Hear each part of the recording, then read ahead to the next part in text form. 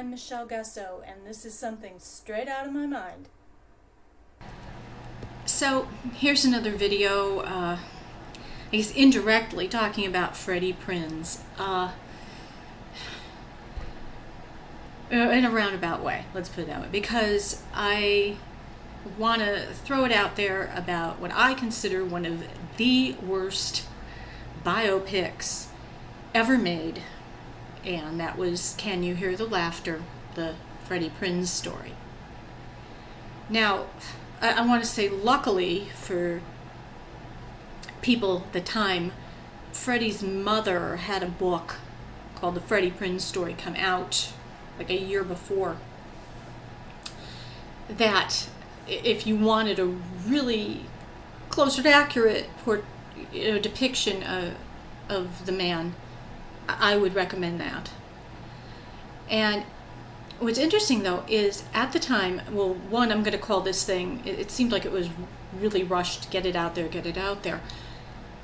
But at the time, it was one of these things that was just hyped to death.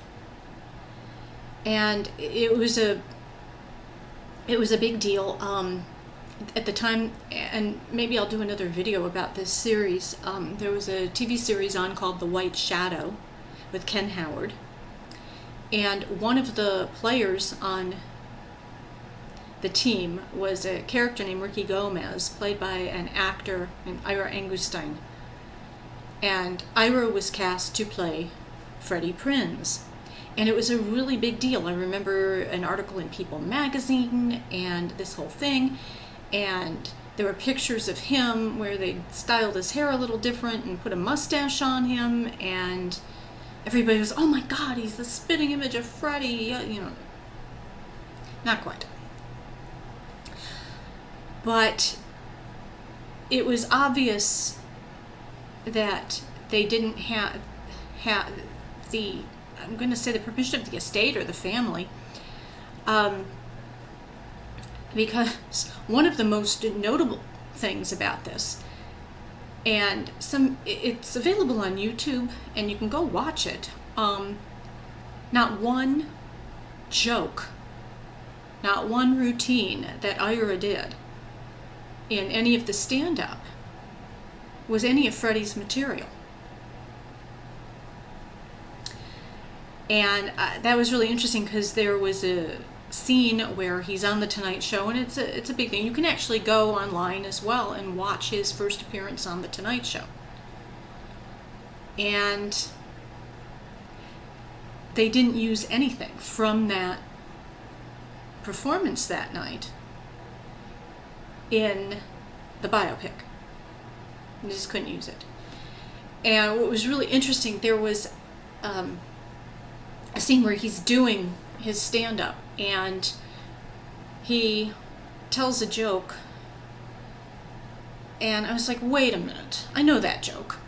And it wasn't because it was in one of Freddie's routines. It was because it was one of those openings on Welcome Back, Kotter. In fact, it was the pilot where Gabe Kotter is telling his wife, and at that time it wasn't an uncle joke, but he was telling her about the school he was about to go teach at. And he was talking about how tough everybody was, that they didn't use guns, they inserted the bullets manually. And that was the joke in Can You Hear the Laughter? And I was like, wait a minute, that was from the pilot of Welcome Back, Kotter. The big routine that was on the Tonight Show routine of his was a routine about that he thought, when he was a child, he thought his parents didn't love him. For his 4th birthday, they gave him an abandoned refrigerator. And there was a laugh, and he said his father spent, I forget amount of time, trying to put the door back on. Ha ha ha ha. And then there was like an insert of Johnny Carson laughing, and say, look, he's breaking Carson up, or something like that. But that was, so what I was going to say with that is, if anybody happens to know whose joke that was, let me know. I don't know if that was taken from somebody else or they wrote it for the actual biopic. But I was going to say, it practically goes to show you, one of the things that they replicated or attempted to replicate was a scene from the first episode of Chico and the Man. And it was interesting because the Jack Albertson role was played by an actor named Fred Carney, who's Art Carney's brother. And it was interesting, if you watch the credits, it won't say as Jack Albertson, it says Fred Carney as Ed Brown. So, like they were able to recreate this scene. But I'm very critical with biopics anyway. If people have listened to me tell stories live, they'll know I'm really critical of it, especially now. Now, maybe at that time, you don't have things like YouTube, but anytime, if you're playing somebody who really existed and there's film footage that's available, and I think it should have been at that point, watch it, get a feel for the person.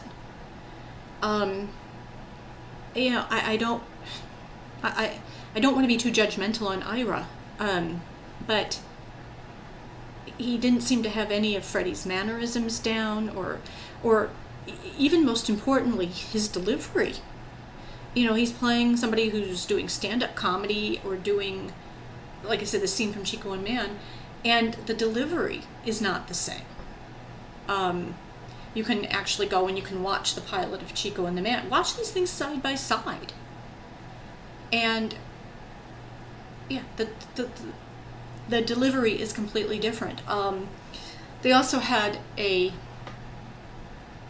what I would say a giant leap as far as what possibly happened at the very end of his life, where he shot himself.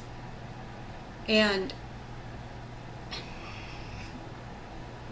it just, they had to speculate, and I think they just kind of made something up. And